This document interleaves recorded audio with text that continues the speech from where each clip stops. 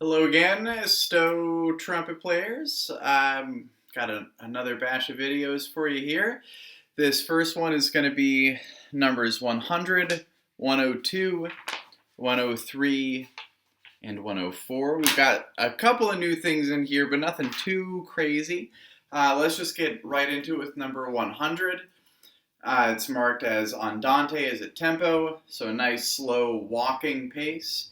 If we check the key signature over there, just to the left of the 4/4, we see a flat sign on the third line up, which is telling us that there are B flats throughout the entire thing. Doesn't matter if they're in the staff or below the staff, all B's are going to be flat, which again is first valve. So here we go. Here is number 100. Check out the repeat sign, by the way. Before I start playing it, we play the first two measures, then we play for measures 3 to 7, and then you'll see the repeat sign takes us back to measure 3, and then as we come through again, when we get to measure 7, we go straight through to the end. So it can be a little tricky at first, but nothing too wild. And here we go. Number 100, mezzo piano dynamic to start. This is all pretty quiet. Here it is.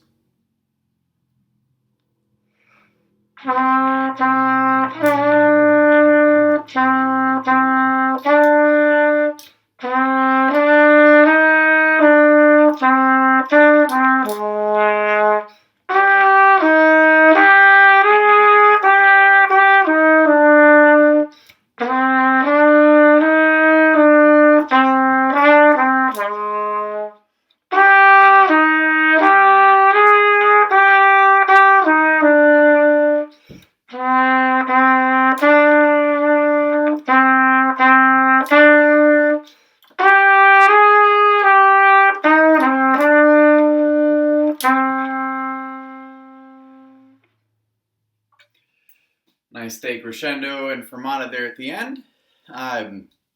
Really pretty melody through there. Again, making sure we have the B flats from top to bottom. Okay, here we go. Actually, I gotta skip the page. So that was on page 25. Here we go on to page 26, looking at number 102. And we have now some ties.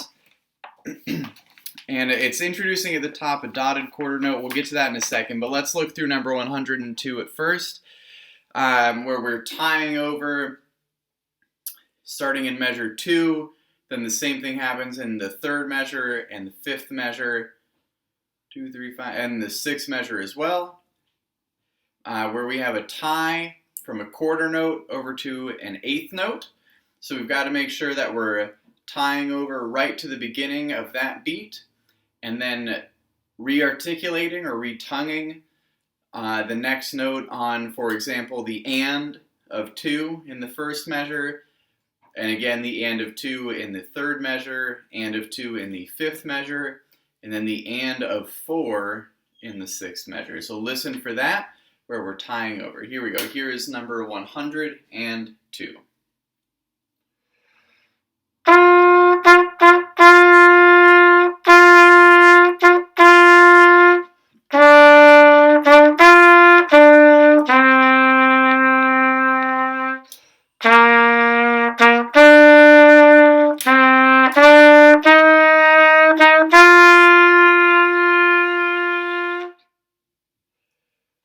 And then if we look down at number 103, we see several quarter notes that have a little dot just next to them on the right-hand side. You see it in measure 2, measure 3, measure 5, and measure 6.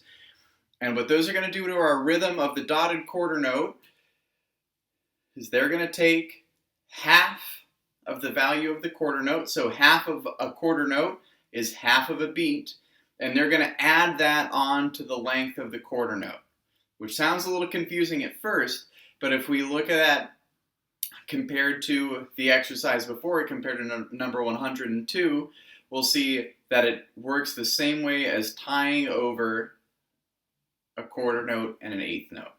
So hopefully you'll be able to hear how 103 sounds the exact same as 102. It's just written a different way with that dotted quarter note. So here is 103.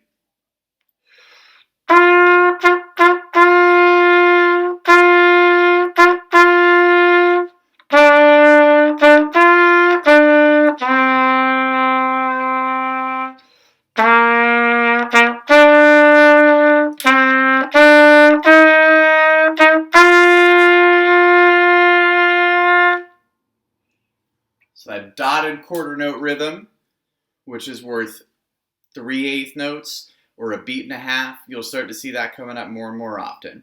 All right, I'm going to finish this one off here, and I'll be making another video for you guys for 104 through, I think, 107.